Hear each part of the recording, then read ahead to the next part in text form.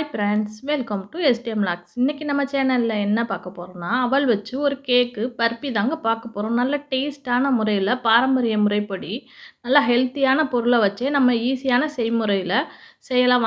வாங்க எப்படி செய்யலான்னு பார்க்கலாம். வாங்க வீடியோக்குள்ளே போயிடுவோம். எவ்வளோ சூப்பரான அவல் எல்லாமே நம்ம முன்னோர்கள் பயன்படுத்திய பொருள் தான். இது எங்கள் வீட்டில் அடிக்கடி செய்வாங்க அம்மா. அதே பக்குவத்தில் தான் நான் செஞ்சுருக்கேன். ஒரு கப்பு அவல் எடுத்துக்குவோம். இது ஒரு 1/4 கிலோ அளவு இருக்கும் அவல். இதை நல்லா வறுத்து எடுத்துக்குவோம். 2, 3 நிமிஷம் நீங்கள் இதை வறுத்துக்கிட்டிங்கன்னா போதும். ரொம்ப வறுக்க வேணாம். ஒரு 2, 3 நிமிஷம் சூடு தாங்குற அளவுக்கு வறுத்துக்கோங்க. அடுத்தது ஒரு 1/2 மூடி தேங்காய் எடுத்துக்குவோம்.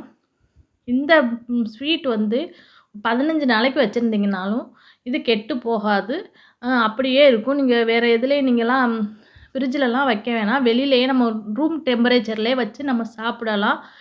பெரியவங்க, குழந்தைங்க நம்மளை போல் உள்ளவங்க யார் வேணாலும் சாப்பிட்லாம். ஹெல்த்தியான ஸ்நாக்ஸு, நல்ல ஒரு டேஸ்ட்டான முறையிலையும் இருக்கும் இந்த ஸ்வீட் ரெசிபி.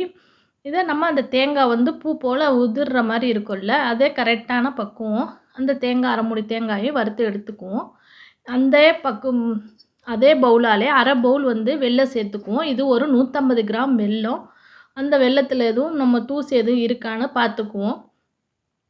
அதுக்கு ஒரு 30லேருந்து 40 ml தண்ணி ஊற்றினா போதும், அந்த முங்குற அளவுக்கு.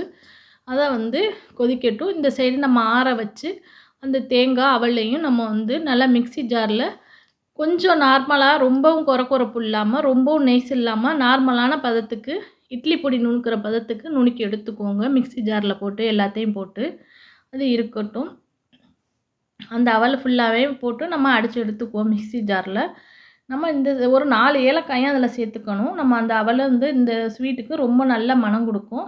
நல்லாவே எனக்கு இந்த கம்பி பதம், ஒரு கம்பி பதம் சொல்லுவாங்கள்ல, நம்ம அப்படி பார்த்தோம்னா அப்படி நூல் மாதிரி வரும் பாருங்கள். அதுதான் கரெக்டான பக்குவம். ரொம்ப நீங்கள் இதாச்சுன்னா, சர்க்கரை பாகு ரொம்ப இதாகிடுச்சுன்னா அந்த ஸ்வீட் ரொம்ப இறுகலாக இருக்கும். அதுவும் நல்லா தான் இருக்கும். ஆனால் ஒரு கம்பி பதம் வந்தால் கொஞ்சம் நல்லாயிருக்கும். மைசூர் பாக்கு சாப்பிட்ற டேஸ்ட்டில் இருக்கும் நம்மளுக்கு இந்த கேக் ரெசிபி. நான் தேவைக்கேற்ப முந்திரி பருப்பு ஒரே ஒரு ஸ்பூன் மட்டும் இதுக்கு போதும். ஆயிலு 1 ஸ்பூன் மட்டும் இந்த ஸ்வீட் செய்ய நம்மளுக்கு 1 ஸ்பூன் மட்டும் தான் நான் நெய் ஊற்றினேன். நெய். இப்போ நம்ம அந்த வெள்ளை கரைசலை நம்ம ஒரு கம்பி பதத்துக்கு உள்ளதை நம்ம அந்த நெய் கலவையோடு நம்ம இதை ஊற்றிக்குவோம். ஊற்றி அதை வடிகட்டினதையும் நம்ம வடிகட்டிடுவோம். அது நம்ம இப்போ அரைச்சி வச்சுருக்க நம்ம அவலையும் அந்த தேங்காய் துருவலையும் நம்ம அரைச்சோம்ல மிக்ஸி ஜாரில் போட்டு அதை கொஞ்சம் கொஞ்சமாக அப்படியே நம்ம கிண்டி விட வேண்டியதான். கட்டி எதுவும் பிடிக்காமல் கிண்டி விடுங்க. ஈஸியானது தான். இது ஒரு 7 நிமிஷத்துலேருந்து 10 நிமிஷத்துக்குள்ளே இந்த ஸ்வீட் செஞ்சிடலாம். ரொம்ப ஈஸியானது. பிகினர்ஸ் கூட ஈஸியாக செய்யலாம். நம்ம இந்த முந்திரி பருப்பு நம்ம தேவைன்னா நீங்கள் ஆப்ஷனல் தான் நெய் ஊற்றுறது இந்த ஸ்வீட்டுக்கு. ஆனால் கொஞ்சம் வாடையாக இருக்கும். அதனால தான் நான் அந்த முந்திரி பருப்பு அதில் பொரிச்சு 1 ஸ்பூன் ஆயில் நெய் ஊற்றி பாருங்கள் வந்துருச்சு. கரெக்டான பக்குவம். ஒரு 10 நிமிஷத்துக்குள்ளேயே இந்த ஸ்வீட் ரெடி பண்ணிடலாம். 15 20 நாளை வரைக்கும் நம்மளுக்கு கெட்டு போகாது. இப்போ நம்மளுக்கு ரெடி ஆயிடுச்சு அந்த ஸ்வீட்டு. அந்த முந்திரி பருப்பை போட்டு நம்ம இதை கிளறி விட்டுற வேண்டியது தான். நல்லாவே இதாகிடுச்சு பாருங்கள். நம்மளுக்கு அந்த இது அப்படியே உருண்டு வரும். ஒரு மாதிரி நம்மளுக்கு அது தெரியும். இப்போ வேண்டாம், உங்களுக்கு தேவைன்னா, உங்களுக்கு பிடிக்குன்னா வேணால் எனக்கு இன்னொரு ஸ்பூன் நெய் ஊற்றலாம். நான் நெய்யெல்லாம் ஊற்றலை. அந்த 1 ஸ்பூன் மட்டும்தான் அதில் நான் ஊற்றினேன். நான் ஒரு பிளேட்டில் நெய் தடவி வச்சுட்டேன் ஏற்கனவே. ஒரு அரை சைடு தான் வரும். அதனால் அந்த தட்டில் அரை சைடு மட்டும் நெய் தடவி வச்சுருக்கேன். இப்போ அந்த நம்ம செஞ்சு வச்சுருக்கிற அந்த கலவையை அந்த தட்டில் வச்சு நம்மளுக்கு வேணுங்கிற ஷேப்புக்கு நீங்கள் கரெக்டாக அதை பரப்பி நம்ம என்ன ஷேப்புக்கு வேணுமோ, எவ்வளோ கனம் வேணுமோ அந்த அளவுக்கு நீங்கள் சரி பண்ணி வச்சுக்கோங்க.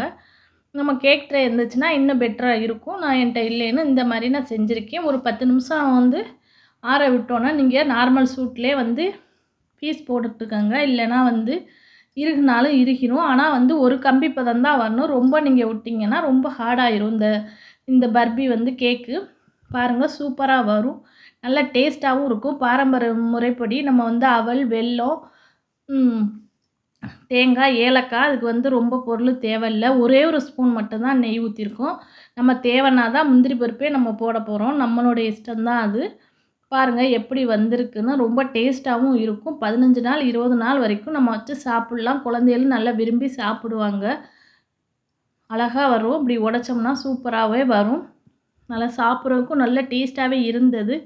நல்லா நீங்க வந்து ஒரு டைம் மறக்காம செஞ்சு பார்த்துட்டு எனக்கு கமெண்ட்ல தெரிவிங்க. இந்த வீடியோ புடிச்சிருந்தா மறக்காம உங்க ஃபேமிலி அண்ட் ஃப்ரெண்ட்ஸுக்கும் ஷேர் பண்ணிவிட்டு, மறக்காம எஸ்டிஎம் லாக் சேனலையும் சப்ஸ்கிரைப் பண்ணி வச்சுக்கோங்க. நாங்க போடுற வீடியோ அப்பதான் உங்களுக்கு வந்து அப்டேட் ஆயிட்டே இருக்கும். பாருங்க எவ்வளோ சூப்பரா வந்திருக்குன்னு. மறக்காம உங்க வீட்ல செஞ்சு பார்த்துட்டு எனக்கு கமெண்ட்ல தெரிவிங்க ஃப்ரெண்ட்ஸ். பாருங்க இவ்வளோ சூப்பரான சுவையான அவல் பர்பி ரெடி ஆயிருச்சு. இந்த வீடியோ பிடிச்சிருந்தா மறக்காம திருப்பி சொல்றேன். எனக்கு கமெண்ட்ல தெரிவிங்க. எங்கள வந்து ஊக்கப்படுத்துனீங்கன்னா தான் இன்னும் நான் நெறையா வீடியோ போடுறதுக்கு இருக்கிறோம். பாருங்க சூப்பரான சுவையான அவல் பர்பி ரெடி ஆயிருச்சு. தேங்க்ஸ் ஃபார் வாட்சிங். Bye bye friends.